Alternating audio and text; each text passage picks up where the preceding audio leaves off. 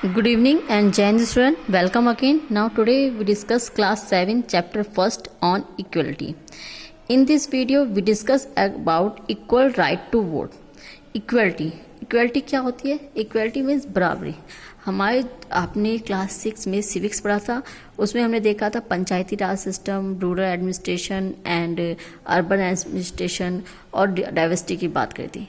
First chapter हमारा diversity से related था और क्लास 7 में हम पढ़ेंगे ऑन इक्वलिटी। डाइवर्सिटी हमारे इंडिया में क्या है? डाइवर्सिटी है, अलग अलग टाइप के लोग हैं, रिलीजन है, रीजन से लोग बिलोंग करते हैं, अलग कलर है, कास्ट है ना। तो इन सबको इक्वल लेके चलना, इक्वल लेके मीन्स बराबर, इन सबको इक्वल राइट देना। तो सबसे पहला राइट जो हमारे इंडियन कॉन्स्टिट्यूशन में दिया गया है वो क्या दिया गया? Equal right to vote. In a democratic country like India, all adults, irrespective their religion, their education, caste or rich or poor, are allowed to vote. India में जो भी लोग हैं, जो भी एडल्ट्स हैं, चाहे वो किसी रिलीजन से बिलोंग करते हो, चाहे वो लिटरेट हो, इलिटरेट हो, किसी भी कास्ट से बिलोंग करते हो, रिच हो, पुअर हो, सभी को वोटिंग का राइट दिया गया है। And there is a called universal adult franchise. इसको क्या बोला जाता है? इसको बोला जाता है universal adult franchise. The idea of universal adult franchise is based on the idea of equality. Universal adult franchise को अडॉप्ट करने का मेन मतलब ही यही था कि इंडिया में इक्वलिटी को लाया जा सके। क्लास 6 के चैप्टर में आपने देखा था कि इंडिया में बिफोर इंडिपेंडेंट जब इलेक्शन होते थे ब्रिटिश गवर्नमेंट के टाइम में, तब केवल कुछ माइनॉरिटीज़ को ही वोटिंग का राइट था। वो माइनॉरिटीज़ कौन थी? जो रिच थी, जो लिटरेट थी, उन्हीं को वोटिंग का राइट दिया गया था। जो पुअर पर्सन थे, वुमेन्स थी, उनको वोटिंग का राइट नहीं था। Other kinds of equality, the poverty is one of the main basis of inequality in India. India में सबसे मेन रीज़न है इनइक्वालिटी का, यानी बराबरी ना होने का। यहाँ की जो पब्लिक है वो कैसी है? पुअर है। जो रिच और पुअर के बीच का डिफरेंसेस है वो कंटिन्यू चलता रहता है। Apart from poverty, people in India experience inequality in different ways. Caste is one of the more common forms of inequality in India. और second reason क्या है? Caste.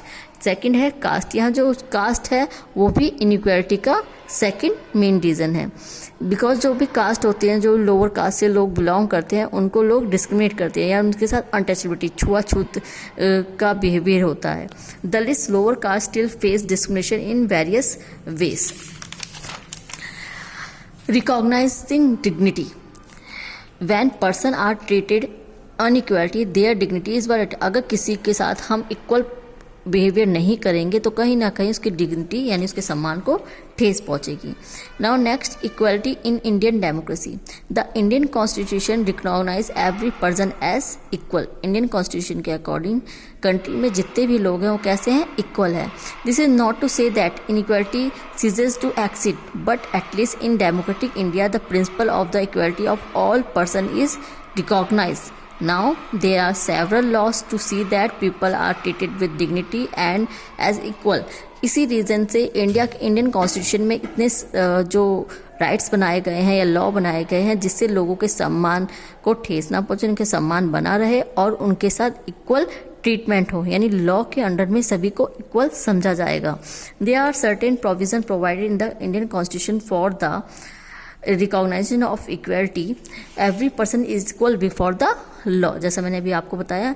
And no person can be discriminated against on the basis of their religion, race, caste, place of birth और whether they are female और male. किसी को भी किसी भी बेस पे डिस्क्रिमिनेट नहीं करा जाएगा, उसके कास्ट के, रेस के बेस पे या उसके बर्थ, प्लेस ऑफ बर्थ के बेस पे, या वो किसी कास्ट से, रिलीजन से बिलोंग करे, इस किसी भी बेस पे उसको डिस्क्रिमिनेट नहीं करा जाएगा, उसके साथ बैड बिहेवियर नहीं करा जाएगा। Every person has access to all public places including play grounds, hotel, shops and market. सभी को सब जगह जाने की फ्रीडम होगी, आज़ादी होगी सबके। लाइक जैसे हम पुरानी मूवी देखते हैं तो उसमें देखते हैं जो लोअर कास्ट के लोग थे उन्हें टेम्पल्स में एंट्री नहीं मिलती थी, मंदिरों में उनको जाने नहीं दिया जाता था, उनके साथ बैड बिहेवियर होता था। तो अकॉर्डिंग टू हमारा कॉन्स्टिट्यूशन, हमारे कॉन्स्टिट्यूशन में राइट इसलिए बनाए गए, चाहे कोई भी प्लेग्राउंड होगा, होटल होगा, यहाँ तक कि टेम्पल होगा, मार्केट होगी, सबको इक्वल समझा जाएगा, किसी को भी उसके कास्ट रिलीजन के बेस पे डिस्क्रिमिनेट नहीं करा जाएगा। The two ways in which the government has tried to implement the equality through laws in the constitution and through government programs and scheme to help disadvantage of communities। India में equality लाने के लिए सबसे पहले Indian constitution में laws बनाए गए and like जैसे रिजर्वेशन सिस्टम को लाना, एंड सेकेंडली कुछ ऐसे प्रोग्राम स्कूल में लाए गए जो भी डिसएडवांटेज कम्युनिटीज़ है उनको एडवांटेज मिल सके, लाइक जो लोअर कास्ट थी, एससी थे, एसटी थे, ओबीसी थे, वुमेन्स थे, उनको इक्वालिटी लाने के लिए काफ़ी सारे प्रोग्राम और स्कीम को लाया गया। Now thank you student, in next video we discuss other topic of this chapter।